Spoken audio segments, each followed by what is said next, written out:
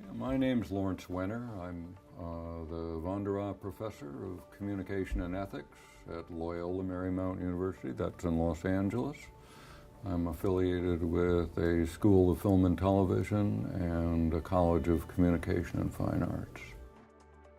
Share how you came to be involved with the International Association for Communication in Sport. Yeah, I had to look it up. 2006, I was invited to do the keynote address at the second of what was then the Summit on Communication in Sport. It was in Phoenix, Arizona. And I even looked up the title of the talk. It was called Getting Real About Sports and Communication on Roads Taken, Critical Events, and the Priorities of Future Inquiry. So that was a very small meeting, and I don't know, maybe 50, 60 people, one room for the whole session, one session at a time. It took about a day and a half. It was shorter than it is now. And there was a 4-year hiatus between the very first summit and that second one. So I don't think they were sure necessarily this was going to be a continuing thing. And they continued to have these summits along the way until, well, what, about 2010 or so, they decided to make a change and that they needed more than just a summit, they needed an organization, and I think they made some good choices in making it an international organization at that time. What is your current level of involvement with the IACS? Well, I come to the meetings, and I've presented a few papers, but my main role is I serve as editor-in-chief of Communication and Sport, which is a journal that's published by Sage Publications in affiliation with the association. We had sort of an interesting opportunity to mount the new journal with Sage Publications in tandem with the invention and configuration of the organization.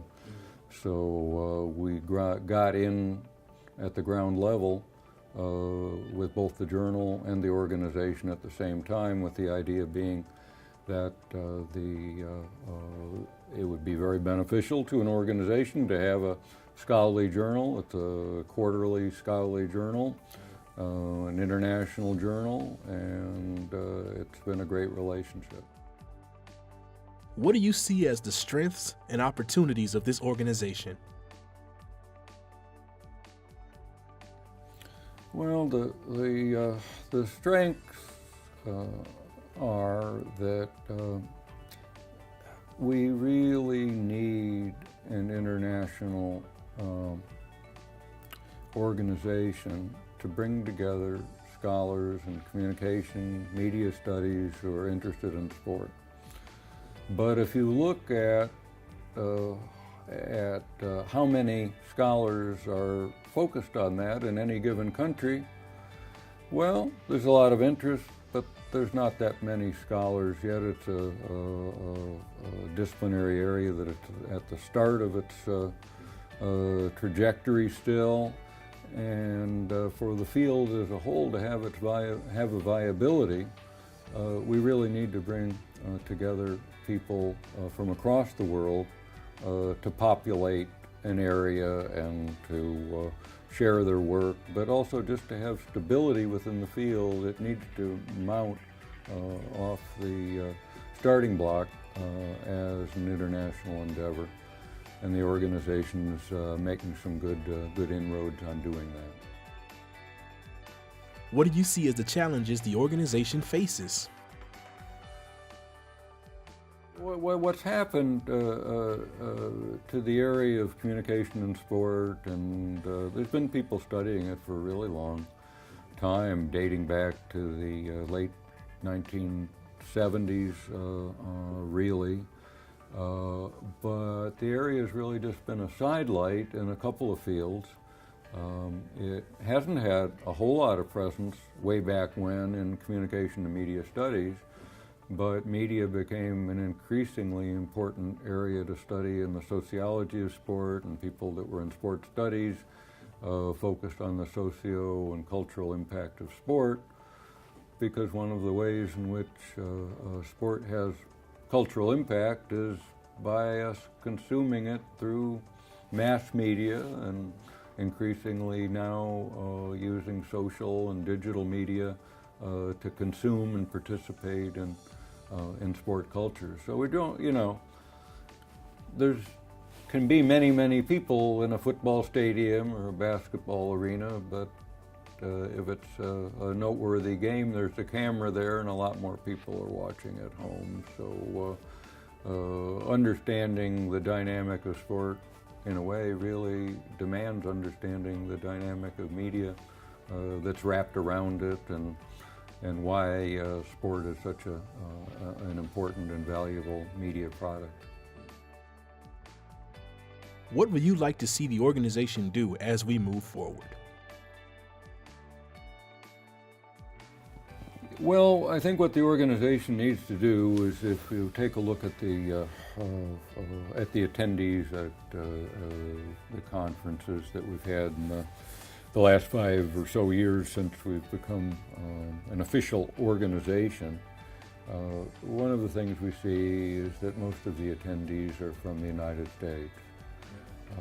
There are a few from Canada, but we really struggle to get scholars to come to the meeting from Europe. We've had a few. We've got a good contingent from Germany.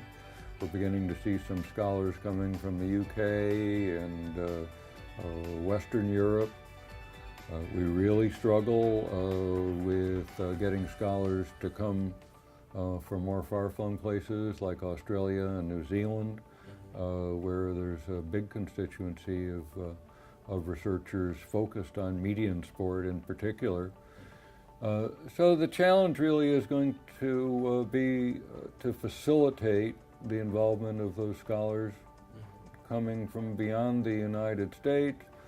And the other challenge will be for when and if, I guess it's a when more than an if question, for the organization to begin to have occasional meetings beyond the bounds of the United States, which will offer up a different set of challenges. And those challenges are, will the scholars from the United States have sufficient support to be able to travel to those conferences that are a little bit more expensive and a little harder to get to and take a little longer to get to and the like.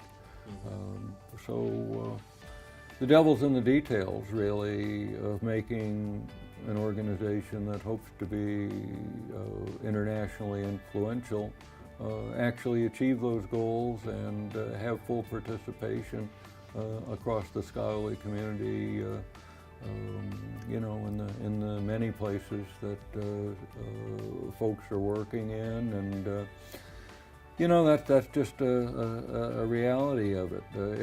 We can converse with each other, of course, via the internet and email and all of this kind of stuff, but it really makes a big difference to get to know people from other places, get to understand their priorities, to have informal conversations about research projects, and it always helps if you're working on a joint project with someone that you've actually met them at some point. And just like getting married or having a relationship, I don't think you'd want to sign on the dotted line to get married if you just had a set of email or text conversations. So it's really, really important for a community of scholars to get to know each other personally and find out where shared interests lie, and also to work with people that have similar dispositions